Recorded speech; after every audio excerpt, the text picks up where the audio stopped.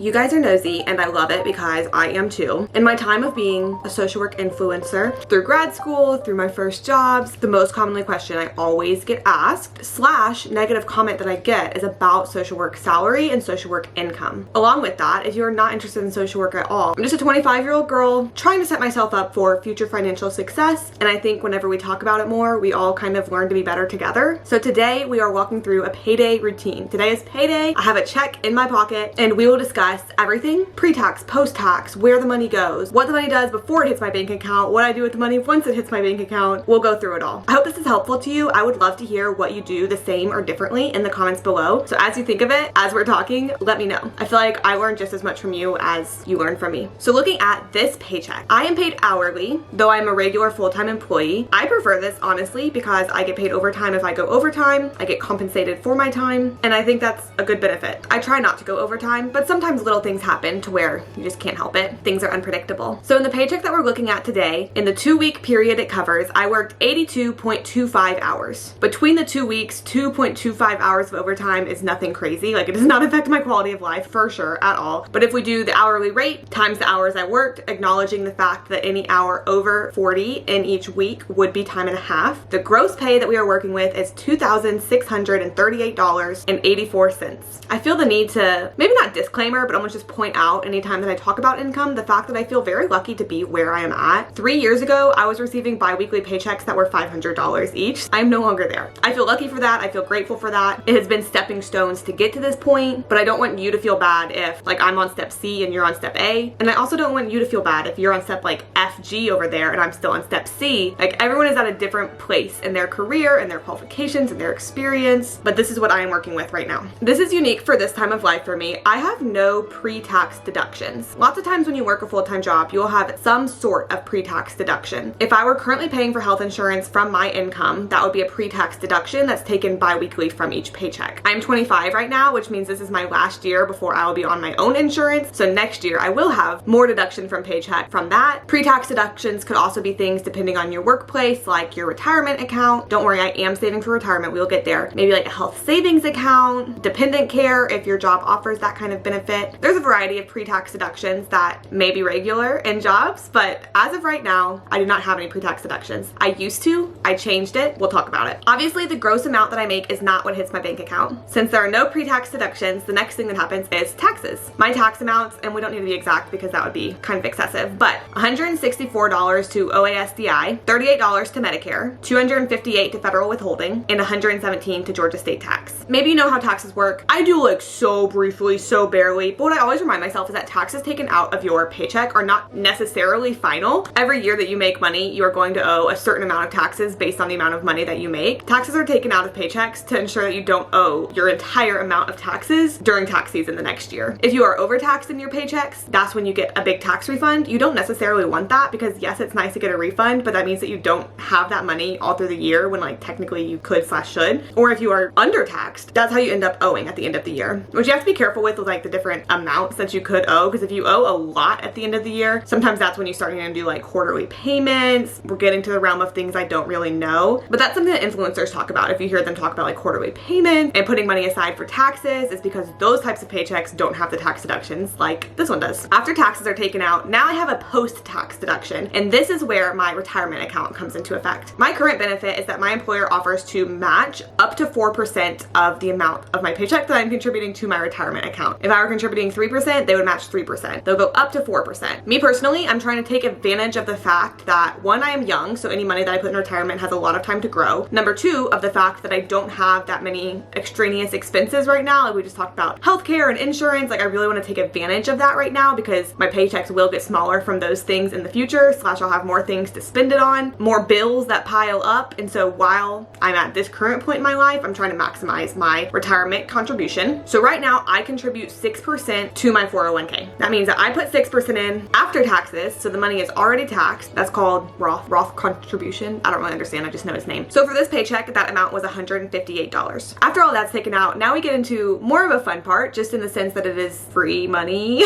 also known as employer paid benefits. So my free money that I got this paycheck was $106 towards my retirement account. Obviously that's less than what I contributed because that's 6%, 4% differentiation. And then also a certain number of dollars and cents each month from my employer goes into things like the EAP, FMLA administration, long-term disability, short-term disability, just like different benefits that even if I'm not accessing right now, I could in the future or have in the past. For example, our EAP, the Employee Assistance Program, is what I used whenever I was doing therapy a couple of years ago. So I got several sessions free of charge because of that benefit. The other free money that I get this paycheck is my PTO hours. This is my first job that I've gotten PTO, and even though I've been here almost 2 years, it still just feels so novel and fun to me, the fact that I can not work and still get paid.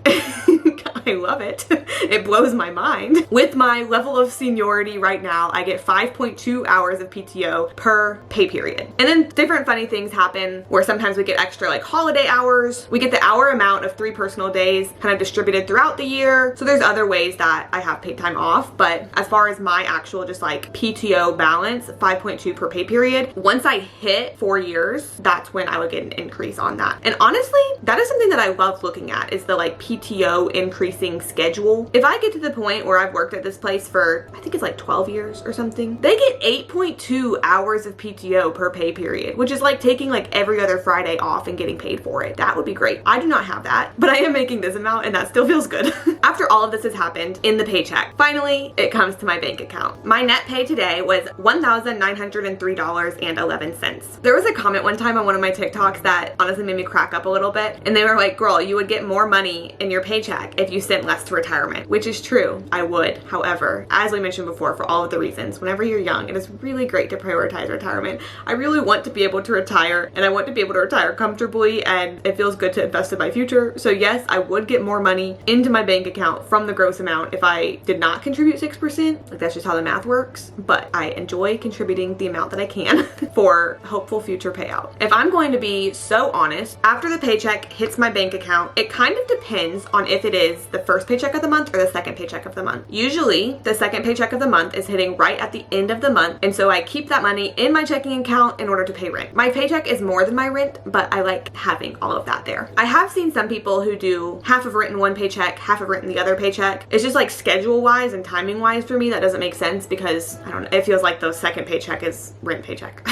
So today's paycheck is a second paycheck of the month, which means that rent is going to be due. And so honestly, I am going to keep this paycheck just like in my account until rent is due. Something that I could get better at is making sure that I don't have money literally just sitting in my checking account doing nothing, which sometimes can happen. And I hope in future payday routines, as I get like older, wiser, better, maybe have more steps of beneficial things going on, that I'll have something to kind of help out with that. But depending on which paycheck of the month it is, and depending on how much I have sitting in my checking account, I personally pay for very few things just out of my checking account with my debit card. The only things that come out of my checking account are my Planet Fitness membership, because it has to come out of a debit account. My rent does come out of checking, and I think my like Apple storage subscription comes out of checking too. But if you scroll through my bank statements, everything else is a credit card payment, because I try to put as many purchases as possible on my credit cards in order to get rewards, points, cash back, benefits, with the asterisk of always paying the credit card payment. Something that I do want to look into and see if I could do better is if it is better to actually wait and like pay a credit card statement all at one time. Because right now what my current strategy is, it's just checking throughout the month, seeing what the balance is, and paying off the credit card. So like I hit zero multiple times a month. I don't know if I necessarily need to do that. I currently have 3 credit cards. The one that I use most often is my Delta card, and that is because I get benefits like miles, mostly that.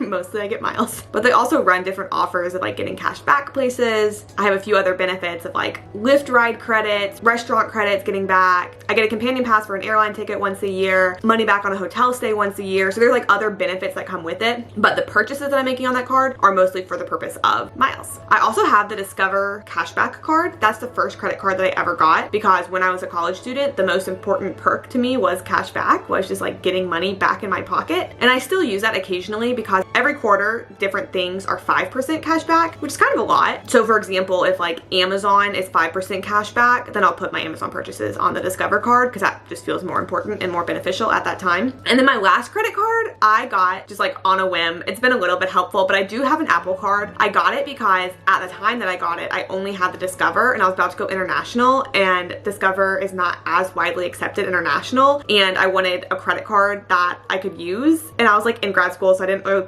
pre-plan all that well, and the Apple Card I could get approved for quickly and receive quickly, and it's a MasterCard. And so I did that. And since then it has served beneficial because like whenever I got a new laptop in 2022 and Zach got a new laptop last year in 2024, they do 0% APR payment plans on those, so that can just be useful. But its benefits really are like when you are purchasing an Apple product. And it is a good benefit for that, but that is what the benefit is. I do feel lucky in the sense that I don't necessarily have to schedule my like credit card, my bill payments, and figure out exactly of the remaining money what exactly is going to where, and more so just like the general lump of the month I distribute out. And there is flexibility within it because whenever bills are like on a credit card instead, like our power bill is through my credit card, then there's buffer time as far as like what's in my bank account at the time that it's due because it's just on the credit card, and then I pay the credit card before the end of the month. So that gives flexibility as long as you pay it off. And then the last thing I do or pay attention to usually happens between the first and second paychecks of the month. I feel like I should change my mindset about this because it's just kind of funny, but second paycheck of the month goes to rent at the beginning of the next month. And then I know that that other paycheck is coming, and that other paycheck is more than my expenses. We are living below our means, which is very helpful, very beneficial, and means that